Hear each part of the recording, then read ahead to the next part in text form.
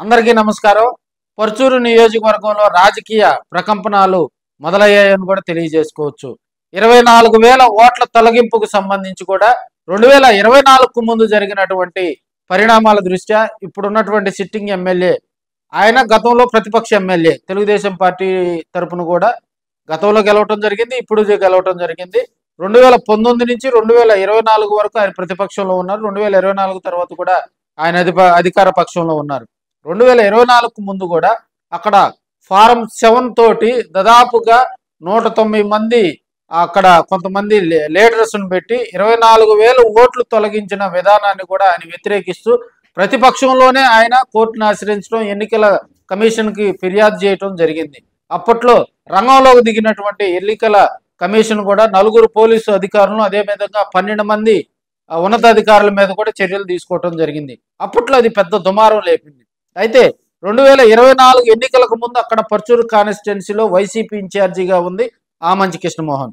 ఆమంచి కృష్ణమోహన్ అక్కడ కొంతమంది అధికారులను ప్రలోభపెట్టి ఓట్లు తొలగించి అక్కడ ప్రత్యేకించి తెలుగుదేశం పార్టీ మీద ఆయన గుర్రుగా ఉండి తెలుగుదేశం పార్టీని టార్గెట్ చేస్తూ 24,000 ఓట్లు తొలగించారనేది అప్పట్లోనే ఎమ్మెల్యేగా ఉన్నటువంటి సాంబశివరావు గారు ప్రధాన ఆరోపణ. ఆ వైపుగా కూడా అధికారం లేకపోయినా 2019, 2024 మధ్య కూడా పర్చూరు కాన్స్టిట్యున్సీలో ఆమంచి చర్యలను ధీటుగా కూడా ఏలూరు సాంబశివరావు గారు ఎదుర్కోవటం జరిగింది. తదనంతరం జరిగిన పరిస్థితుల దృష్ట్యా ఎన్నికల కమిషన్కు ఫిర్యాదు చేయటం, రంగంలో దిగటం, విచారణ చేపట్టడం ఇదంతా ఒక ఎత్తు.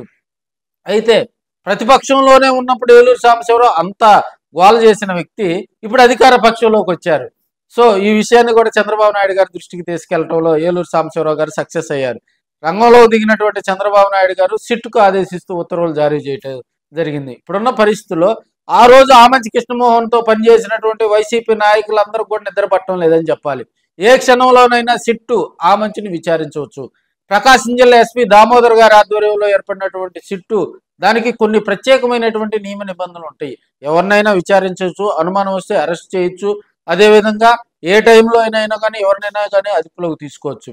అన్ని ప్రత్యేకతలు ఉన్నటువంటి సిట్టు బృందం పర్చూరు కాన్స్టిట్యున్సీలో అక్రమాలకు పాల్పడినటువంటి వ్యక్తులను విడిచిపెడుతుందా అనే కోణంలో కూడా అక్కడ ఉన్నటువంటి వైసీపీ శ్రేణులు గుబుళ్ళు రేగుతుందని కూడా చెప్పాలి. అయితే ఆమంచి కృష్ణమోహన్తో గతంలో పనిచేసినటువంటి కొంతమంది వైసీపీలో ఉన్నారు, కొంతమంది ప్రస్తుతం తెలుగుదేశం పార్టీలో యాక్టివ్ రోల్ పోషిస్తూ ఉన్నారు. ఇప్పుడున్న పరిస్థితుల్లో ఏలూరు సాంబశివరావు గారు కూడా ఒక స్ట్రాటజీతో ఆ పర్చూరు కాన్స్టిట్యున్సీలో ముందుకు వెళుతున్న వేళ ఈ సిట్టు బృందం మరి ఏటైనానో కూడా ఆమంచి కృష్ణమోహన్ గారిని పిలిపించి విచారిస్తుంది అనేది కూడా అక్కడ ప్రత్యేకంగా చెప్పుకుంటా ఉన్నారు పర్చూరు కాన్స్టిట్యున్సీలో.